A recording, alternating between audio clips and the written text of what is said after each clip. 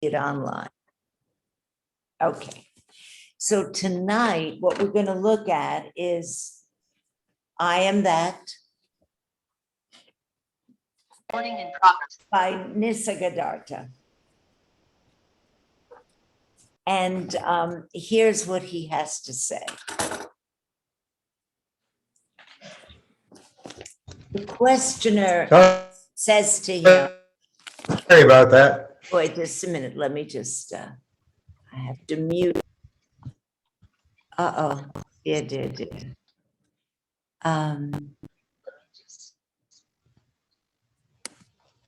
Okay.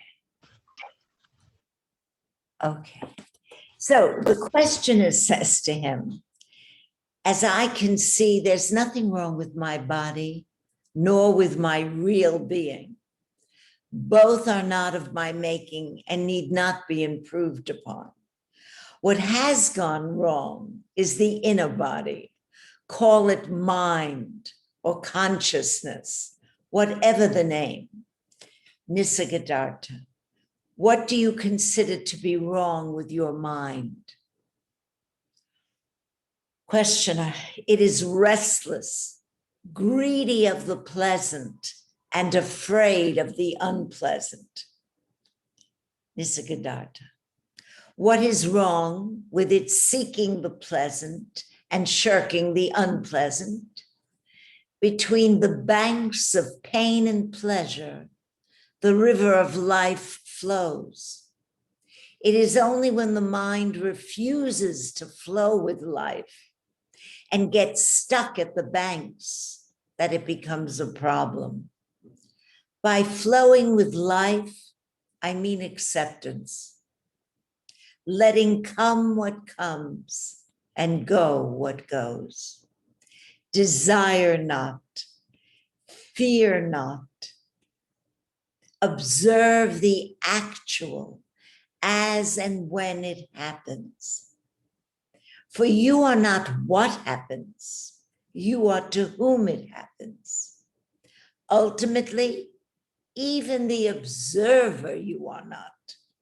You are the ultimate potentiality of which the all-embracing consciousness is the manifestation and expression.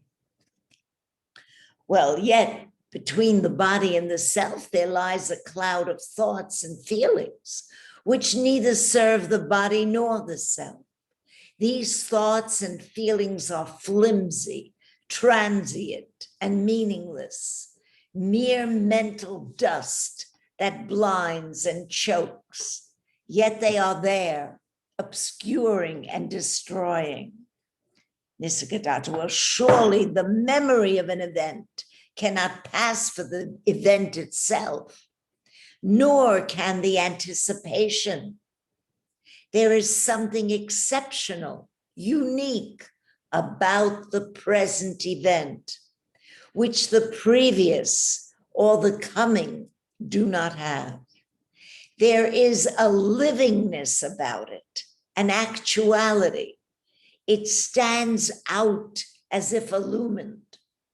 There is the sharp stamp of reality on the actual, which the past and future do not have.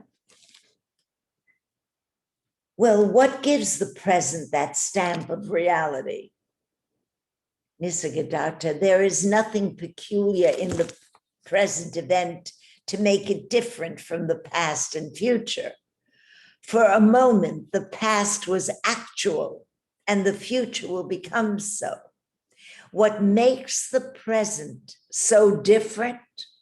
Obviously, my presence.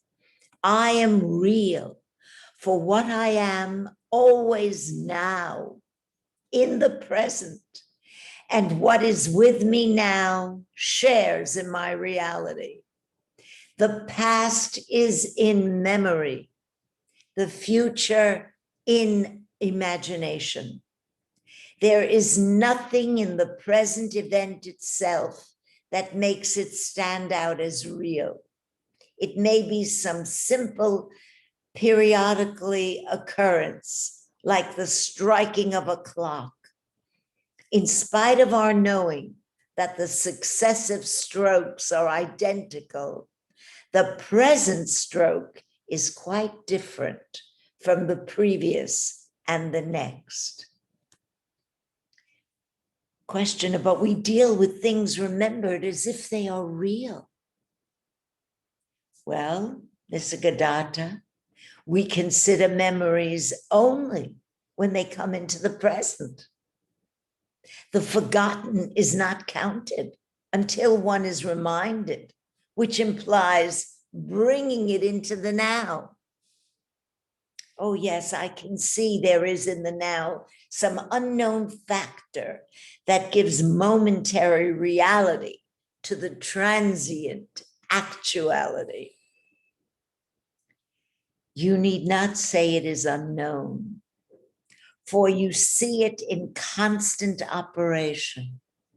Since you were born, has it ever changed? Things and thoughts have been changing all the time, but the feeling that what is now is real, that has never changed, even in dream. Well, our question is, can there be a happy mind? Nisargadatta, desire is the memory of pleasure, and fear is the memory of pain. Both make the mind restless. Moments of pleasure are merely gaps in the stream of pain. How can the mind be happy? Well, questioner says this is true when we desire pleasure or expect pain, but there are moments of unexpected, unanticipated joy, pure joy, uncontaminated by desire, unsought, undeserved, God-given. Nisargadatta, still, joy is joy, only against a background of pain. Questioner, is pain a cosmic fact or purely mental? The universe is complete, and where there is completeness, where nothing lacks, what can give pain? Well, the universe may be complete as a whole, but incomplete in the details. A part of the whole, seen in relation to the whole, is also complete. Only when seen in isolation, it becomes deficient and thus a seed of pain. What makes for isolation? Questioner, well, the limitations of the mind, of course. The mind cannot see the whole for the part. Good enough. Nisargadatta, the mind by its very nature divides and opposes. Can there be some other mind which unites and harmonizes, which sees the whole in the part and the part as totally related to the whole? The other mind, where to look for it? Nisargadatta, in the going beyond the limiting, dividing, and opposing mind, in ending the mental process as we know it. When this comes to an end, that mind is born. In that mind, the problem of joy and sorrow exists no longer, not as we know them, as desirable or repugnant. It becomes rather a question of love seeking expression and meeting with obstacles. The inclusive mind is love in action, battling against circumstances, initially frustrated, ultimately victorious. Well, the question of between the spirit and the body, Is it love that provides the bridge? Nisargadatta. What else? Mind creates the abyss. The heart crosses it. Well, so what do you think of this? So he said, between the banks of pain and pleasure, the river of life flows. It is only when the mind refuses to flow with life and gets stuck at the banks that it becomes a problem. By flowing with life, I mean acceptance, letting come what comes and go what goes.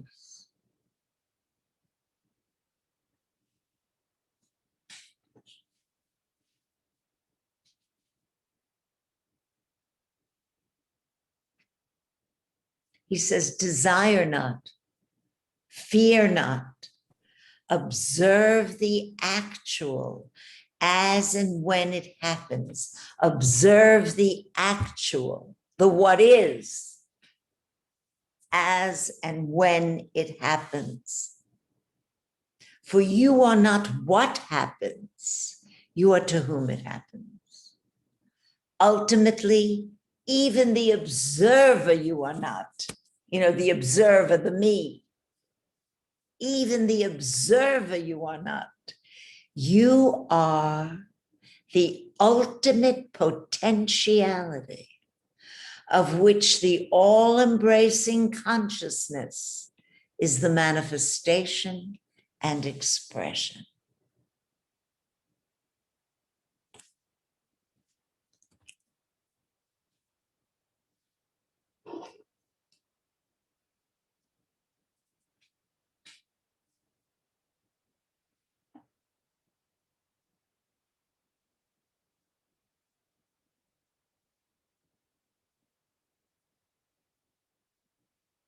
There is a stamp of reality on the actual, which the past and future do not have. In other words, everything is happening in the now. Everything is happening in the now. You can think about the past, you can think about the future, but you're thinking about it in the now. And what is that stamp of reality? The questioner says. And Nisargadatta says, what makes the present so different? Obviously, my presence, your presence, the presence of the absolute which you are.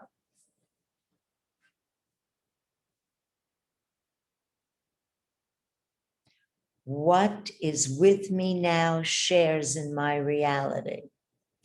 The past is in memory. The future is in imagination.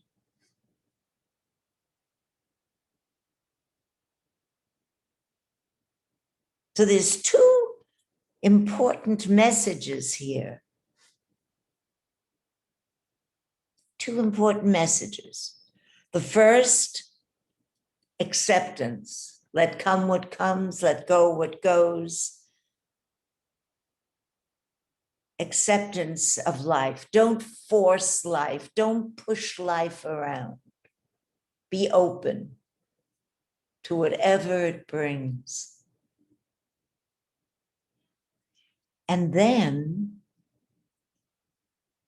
the presence, the reality of presence, the reality of presence in the present. The what is. But it's hard. It's so hard sometimes to face the what is.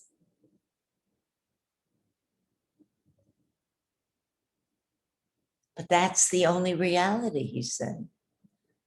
The past is in memory, and the future, he says, is in imagination. It hasn't happened yet. Life is now, in the now. And no matter where the mind takes us, and it usually takes us either dwelling on something in the past or projecting the what ifs into the future, but it's still happening now. It's happening in the now. So you're never not now. And that's the only reality, he's saying.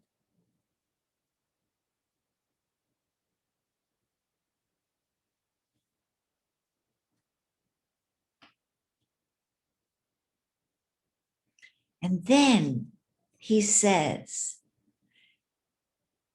the questioner says, I can see there is in the now some unknown factor that gives momentary reality to the transient actuality.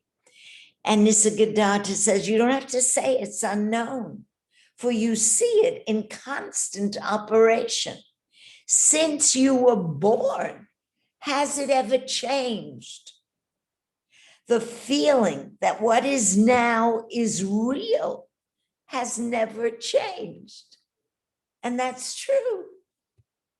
The feeling that I exist now, there is existence now, that never changed from the day you were born, he says.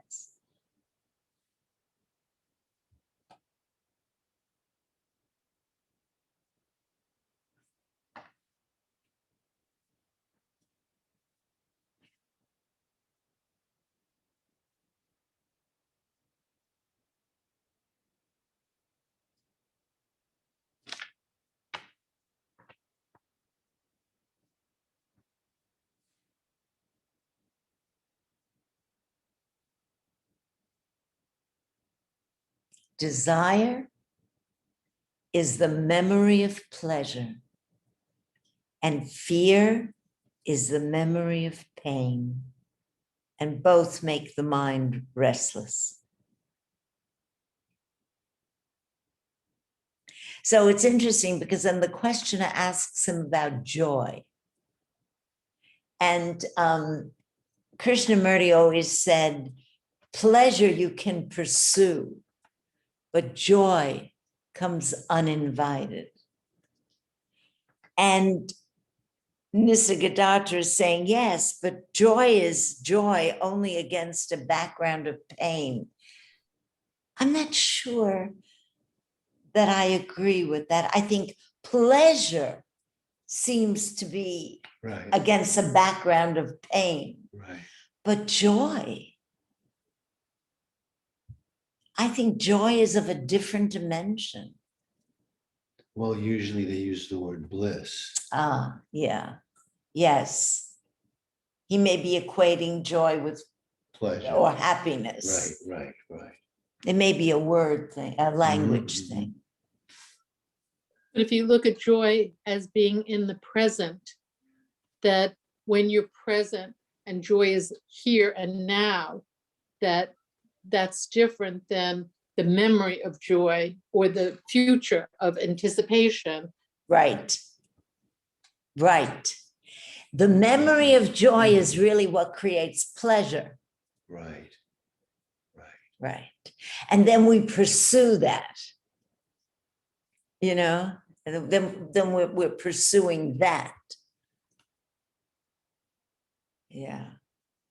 But he's really pointing to the bliss Mm, of existence, the bliss of present existence, mm, the alive presence. mm.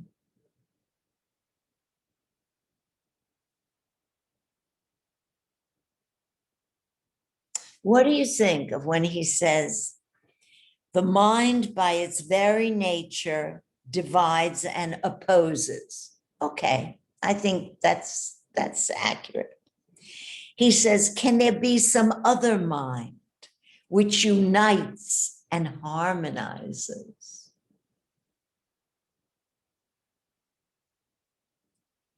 And so the guy says to him, well, where do I look for it? And he says, by going beyond the limiting, dividing, and opposing mind, and in ending the mental process as we know it.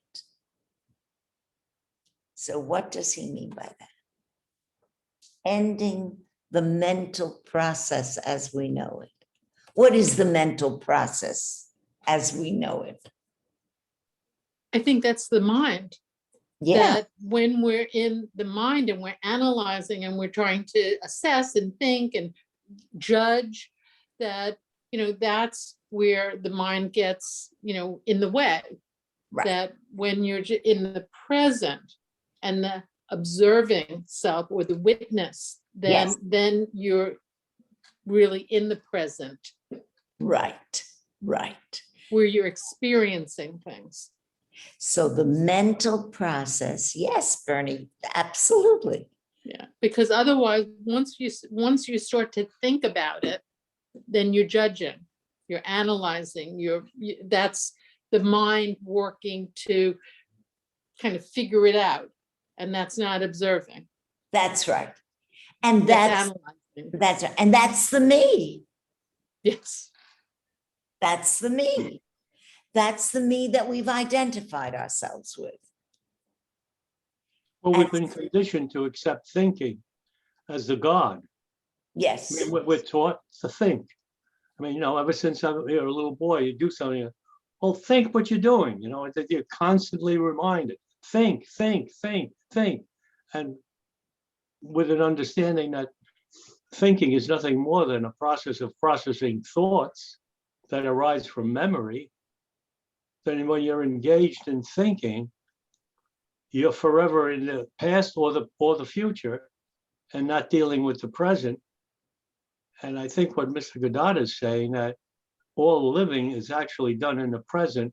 It's real because it's in the present, but it doesn't last that long because, again, we're conditioned to process, to think about the present, what's happening in the present. Mhm. So in the time that it takes to experience the present and think about it, that's the time when you're really in the present, but it doesn't last very long. Or like Bernie said, being in the present and just observing, witnessing, just observing. Don't process it through the me, through the ego. Right. The minute you start putting your present into words, you're into ether, you're into now processing the past. Right. Right. I don't think we can equate thinking with observing. I'm not sure those two dynamics can exist at the same time. No, that's right. That's right. When you're observing, just observing, there's no thought. But a second later, a thought does come in. I just saw a beautiful bird. But the first minute of the observing of the bird, there was no thought. There was just pure observation. It's very hard to observe and not eventually, try to think about it or put it into words. At some point, the observation ends and then it's put into words and the Yes. observation is over at that point. And that's when the thinking starts, I think. My understanding of it. Yes, and that in itself is okay. It's the thinking of it's the thinking that reinforces the self-image of less than. That's the danger. It's the me thinking that's the danger. Yeah, when it evaluates it and criticizes it and, and is going to make past judgment on it, That's so on right. and so forth, because all of that is a product of what's in your memory. Yeah, That's been conditioned, and so on and so forth. So it's not processed in the same way that attention is I mean, the mind doesn't get involved when you're intense on something. But when the mind handles a thought or an event, then it's pretty difficult to try to keep it without being influenced by your memory. And that's not necessarily all memory. I mean, I'm talking about the psychological aspects of yes, of it. I like course. somebody, or don't I like somebody? As Yes, compared to, there's a whole bunch of mechanical thinking that we have to have. We can't live without it. of course, of course. But just to step back for a second, while however brief an interlude it may be, perception without the movement of thought is a place that we should all give some attention to. Perceiving without the movement of thought. That's, call it an art, call it a new way of looking or thinking or being, but Meditation. sitting and perceiving without the movement of thought, dare I use the word, it's a good practice, right?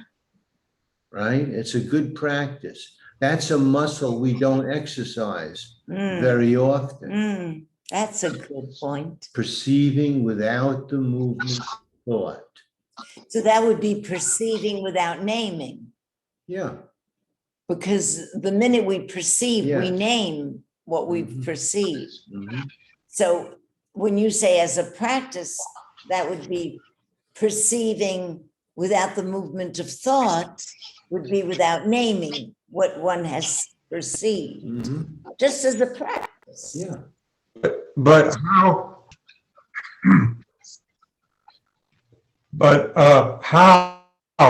how do we manage to do that? And if we're lucky enough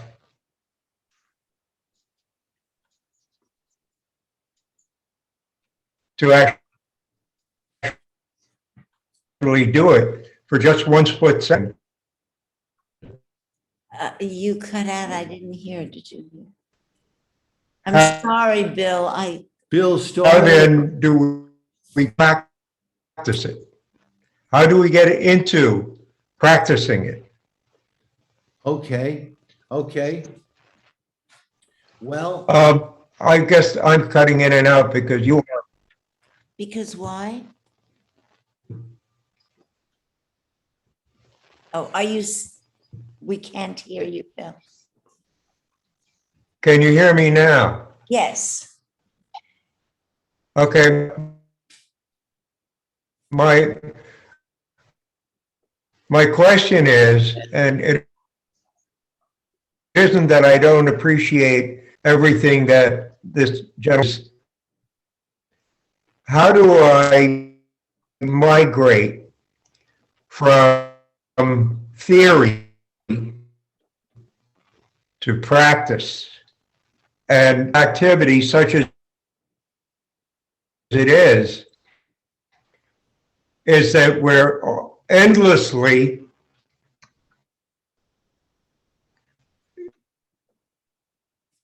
toying around in the past, or speculate, just seem to go back and forth between the past and the future. what And is that seeing that? What is observing that? What is observing that endless movement past? No, future? he is saying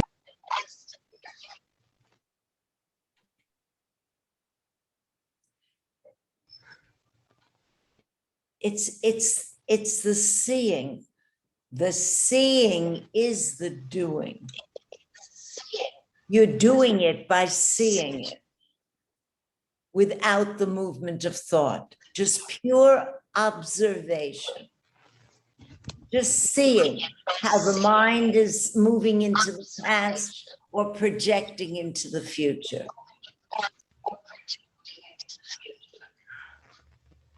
I understand what you're saying, and it's one of the reasons that I practice meditation. Okay. But I don't know of any other way to is called in the moment. It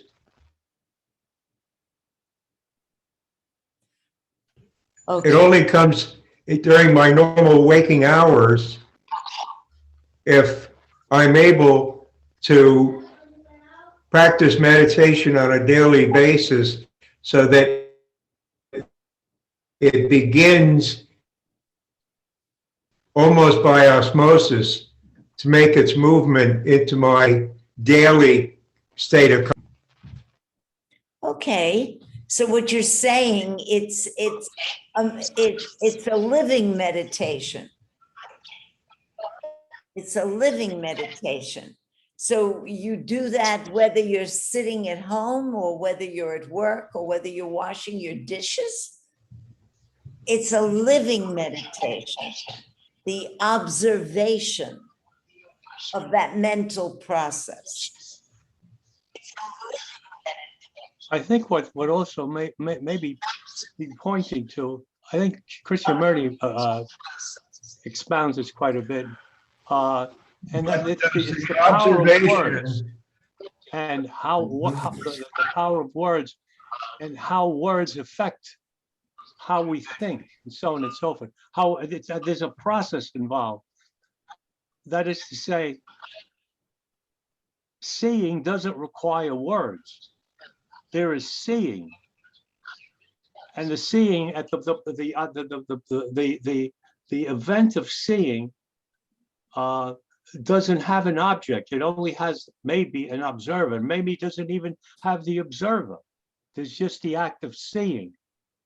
And what Krishnamurti points out that you can, one of the ways you can practice that is, he says, in nature it's easy. You can look at a tree and just see the tree without saying it's a tree or trying to identify. Just look at it. Right. You can look at a flower, at a buttercup, and look at it before you say buttercup. It's a flower. When you say buttercup, now you've created an image of what that thing is. And I think that what Krishnamurti is saying is that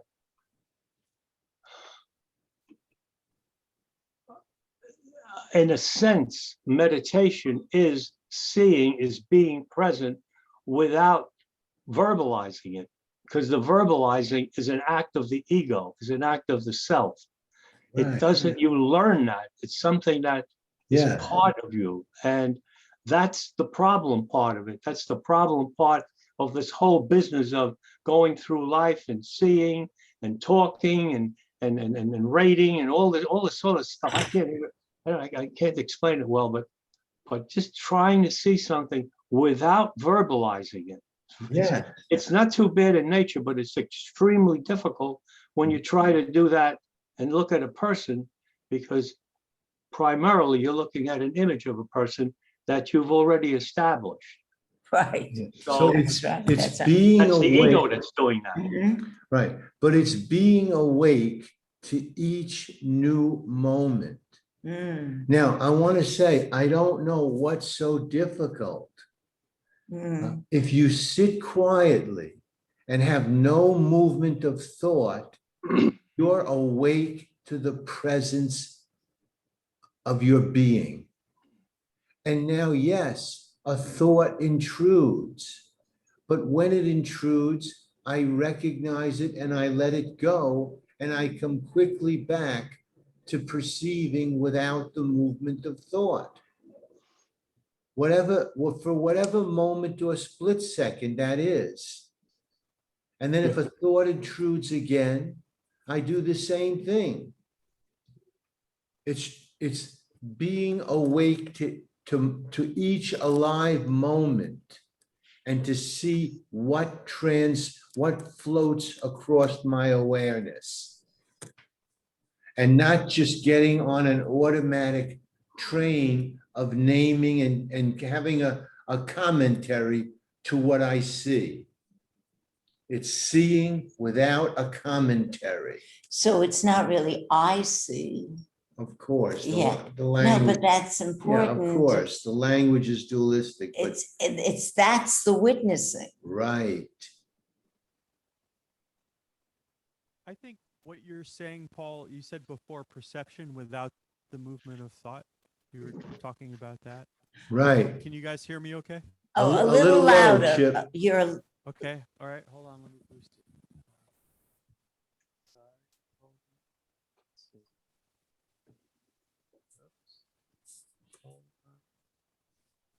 Almost there.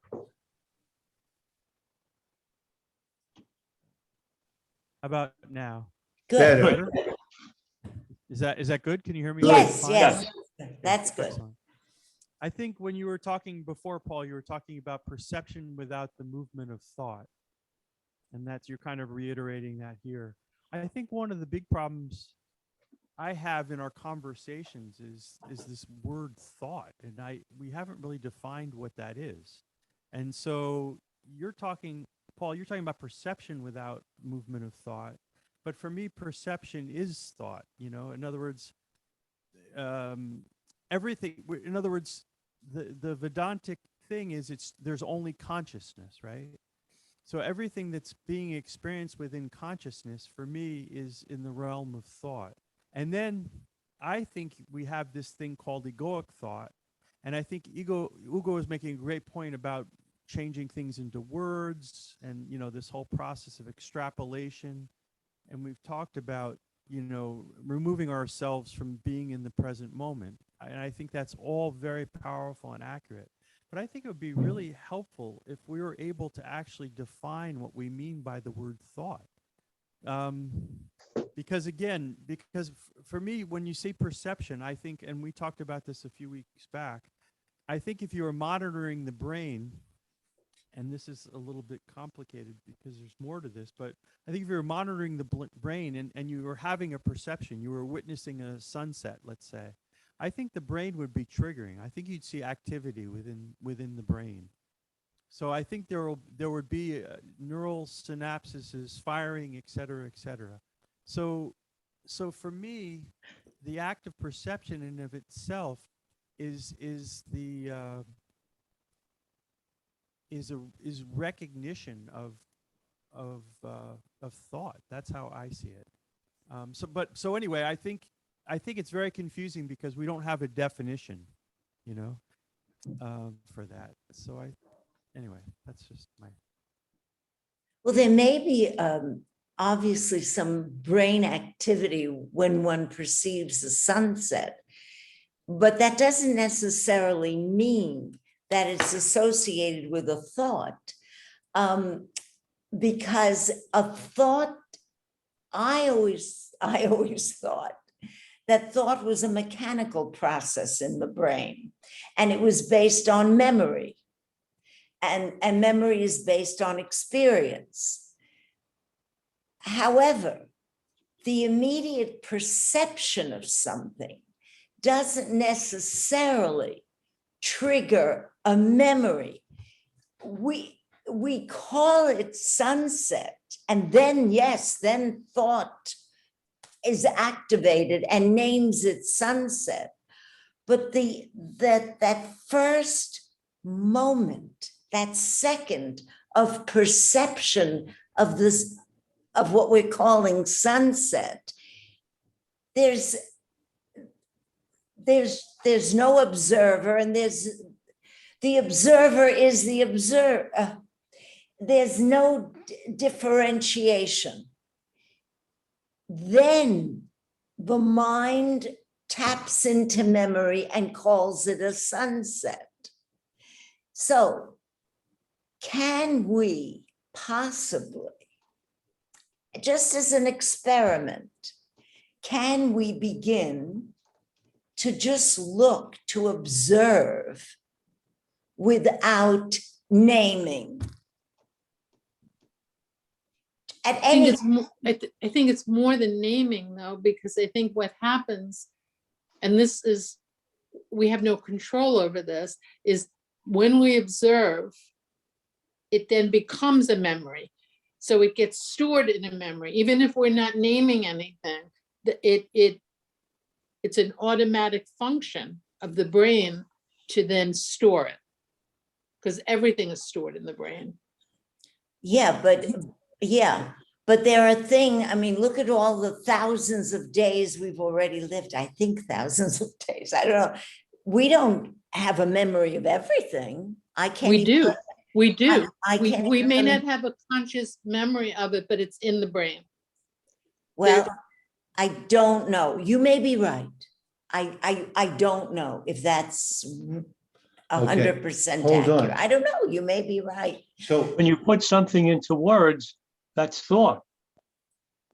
Because I'm not create talking, the word. I'm not talking about putting it into words. I'm talking about even when you're observing and you're witnessing, that image of of the witness, whatever you're witnessing, then Well, goes into the obviously, brain. all of your five senses, when they're working, the only way that they can record is they have to be processed by the brain. So all of your five senses, whichever ones are being activated, Whatever, it exactly. has to be a function, something has to be going on in the brain. Exactly on. what, I don't know how to explain. yeah, okay, so listen, I don't know why this is so complicated. I don't know either. I don't know what's not clear about perception without the movement of thought. Now, if we don't want to not get tangled up in what thought is or whatever, what if we just say perception with no simultaneous dialogue?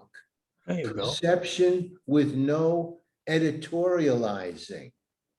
Perception with no accompanying dialogue. so that would be complete attention. Right. That would be true attention. And then I don't know, does the brain register that? I'm not sure. I don't know. I don't know. Maybe the point is just to be aware of the process. I don't know that you can stop. We've been conditioned so much that we can't. I don't think it's possible to train yourself in any way to not be able to translate at some point in time, an experience that you've had from the senses. It was hot, it was cold, it was beautiful, whatever. You're going to frame it in words, but I think being aware of the process of what's happening, that's how we think. That's how we store memory. You know, we see something and then you put it into word. The minute you verbalize it, it's a process of the ego. Now the ego is going to rate that experience. But before that, it's an experience of purely of whatever it's being experienced by what you really are, your present awareness. It's an experience before it's processed by the ego. Paul, I think when you say, why do we have to make it so complicated? I think for me, the way I see it is actually simpler than the way we're talking about it. But also, Evelyn, in answer to your thing, perception doesn't necessarily trigger memory. I think you said that earlier, and I think that's absolutely true. And I think that's what Ugo was talking about, and I think that's what Paul's talking about as well. It could be perception without the movement of thought. It could be perception with no me, right? Right. With no me. But I guess for me, there is only in our experience of creation, there is only thought. And that thought, every vibration, everything in creation vibrates. And those vibrations, we've learned to interpret those vibrations to basically interact with the world, right? We have sight, we have sound. There's certain vibratory bands of sight. There's another vibratory band of sound. These vibrations are picked up, and then they're transferred through our sympathetic nervous system and basically brought into the brain, and then they're interpolated. and that's where we get perception from. So for me, basically, there is only thought. When you say there's only consciousness, I agree, and I'll say there is only thought. But Wait, that Chip, thought- Chip, Yeah, but Chip, let so- me just say one last piece before I Yeah. say this. That thought does not necessarily invoke a me or a separate self. okay. Oh, Chip, no, Chip, no. What? so Chip, are you saying that the process that you just detailed about the vibratory movements and resonance and turning into perception and seeing, are you calling all that thought? Yes, that's Chip, what I heard. Yes, yes, Yes. okay, so that's how you're defining thought. You Right. see the whole process as an example of thought at work. yes, because the whole point of this is there is only consciousness. And what is consciousness? Consciousness is just, it's that our experience of things, of the world, we experience all of that through thought. Yeah, but Hold on. however, awareness has no thought.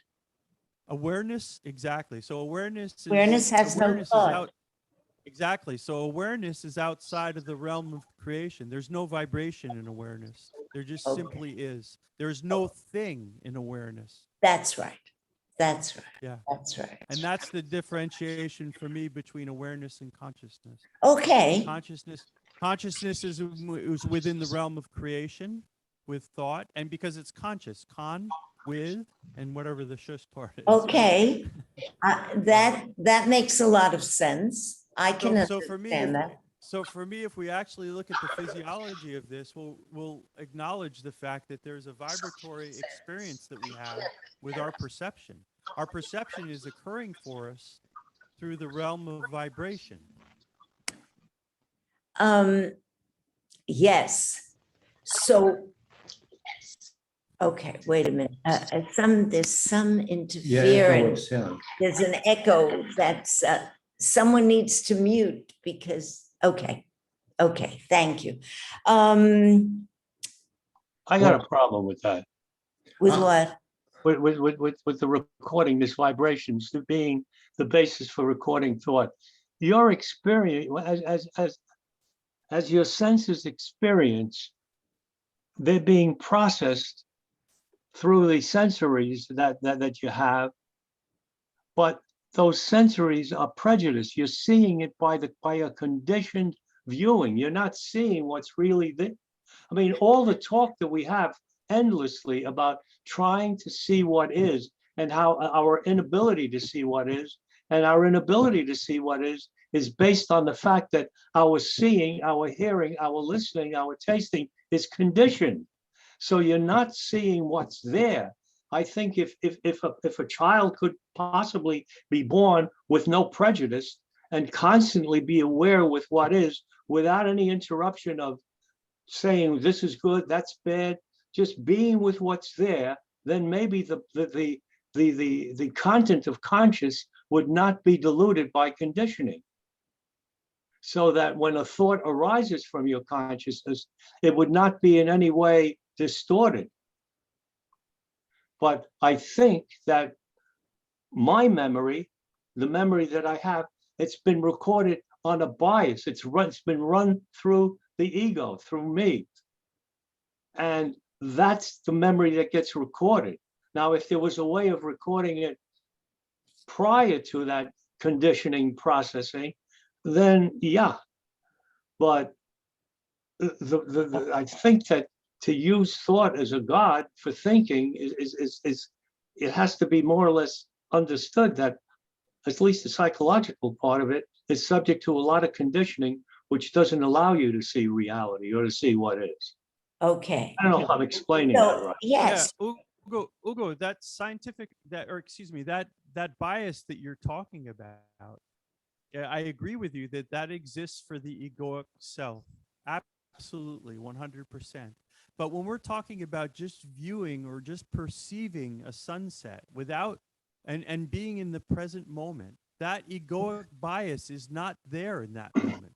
I agree. I agree And with you becau- 100%. and since that egoic bias is not there in the moment, it demonstrates that we have the ability to experience reality without egoic bias.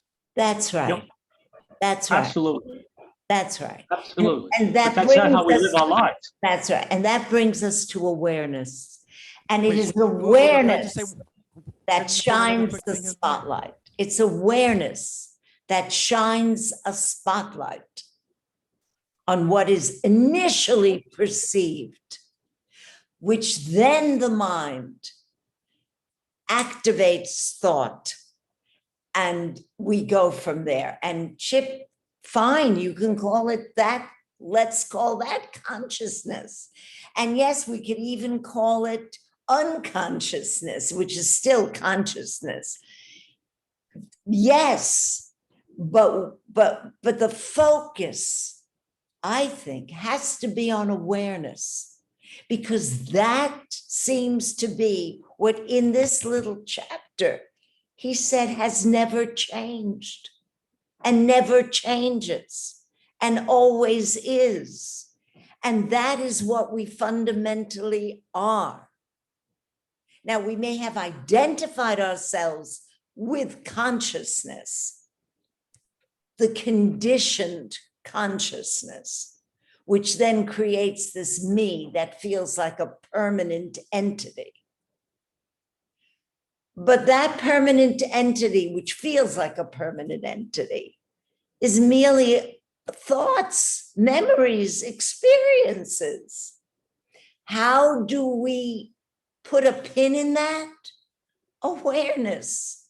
Awareness in every moment that that consciousness of the past comes up as a me, with its judgment and criticism and fears and desires, its hopes. That's all the me. And it is not our real being.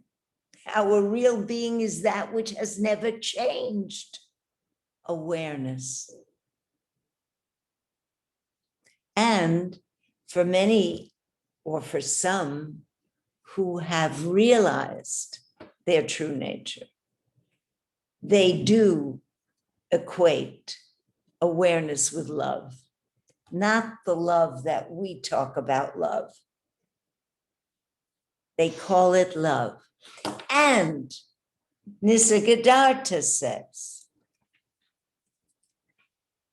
in this, what he's calling a new mind, it becomes rather a question of love seeking expression and meeting with obstacles. The inclusive mind is love in action, battling against circumstances, initially frustrated, ultimately victorious. Mind creates the abyss. The heart, love, crosses it. Awareness crosses it. Love and awareness. And if you've read Krishnamurti, that's what he constantly points to, this love as awareness. That's what we're most concerned with. Being able to stay with that. Well, I hope we all have a love-filled week. We will, because that's what we are. Good. Good night, everyone. Thank you. Thank you. Thank you. Thank you. you. Buonasera. Buonasera. Good night, Buonasera. thank you. Thank Ciao. you. Ciao.